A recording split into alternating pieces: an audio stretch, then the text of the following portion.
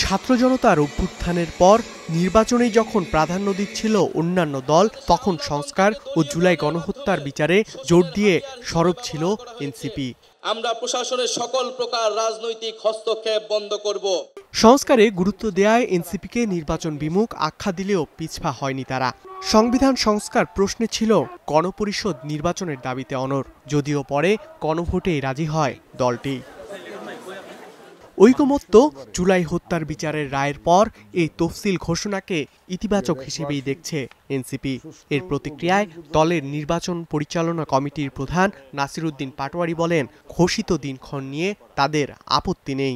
এই বর্তমান সরকারের 3টি এজেন্ডা ছিল: বিচার, সংস্কার এবং নির্বাচন।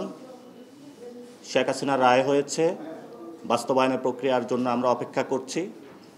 সংস্কারের বিষয়ে ঐকমত্য কমিশন গঠন হয়েছিল, আমরা সকল দল মিলে একটি পর্যায়ে এসেছি।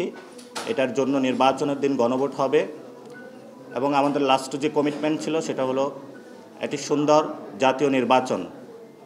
আজকে সরকার এবং নির্বাচন কমিশনকে ধন্যবাদ এবং স্বাগত জানাচ্ছি যে তারা ইলেকশনের তফসিল ঘোষণা করেছে। আগামী 12ই ফেব্রুয়ারিতে বাংলাদেশ একটি সুন্দর নির্বাচন দেখতে যাচ্ছে।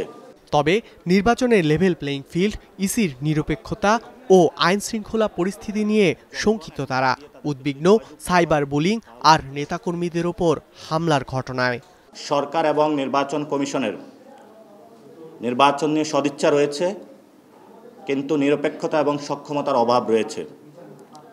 আপনারা জানেন, নারায়ণগঞ্জে আমাদের 3 জনকে ছুরিকাঘাত করা হয়েছে। ঢাকা 2-এ এনসিপি নিউজ করার জন্য একজন সাংবাদিককে মারধর করা হয়েছে। আপনারা জানেন, বিভিন্ন জায়গায় আরও অস্ত্রের ঝনঝনানি আমরা শুনতে পাচ্ছি।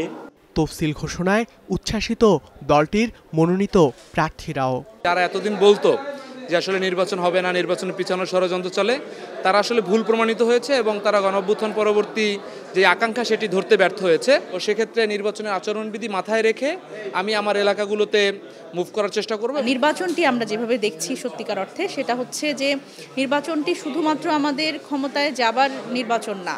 আমরা বারবার করেই যেটা বলছি সেটা হচ্ছে এই নির্বাচনটা আমাদের জন্য একটা টেস্ট কেস।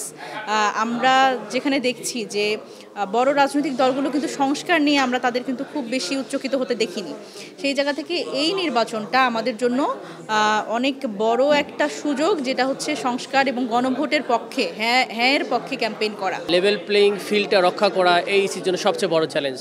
আমরা ওয়েলকাম করতেছি, কিন্তু একই সাথে ইসিকে যে একটা বায়াসনেস, তার মানসিকতা আছে, একটা দলের পক্ষপাতিতা, সেটা তাদেরকে প্রমাণ করে দেখাইতে হবে যে আমরা লেভেল প্লেইং ফিল্ড নিশ্চিত করেছেন ওনারা। বর্তমান আইন শৃঙ্খলা রক্ষা বাহিনীর উপর আস্থাহীনতার কথা জানিয়ে ভোটারদেরই কেন্দ্র পাহারা দেওয়ার আহ্বান জাতীয় নাগরিক পার্টির। ভোট কেন্দ্রগুলো দখল না করুক, জনগণের ভোট কেন্দ্র জনগণই পাহারা দিক। ধ্রুব ইকরামুল, স্টার নিউজ, ঢাকা।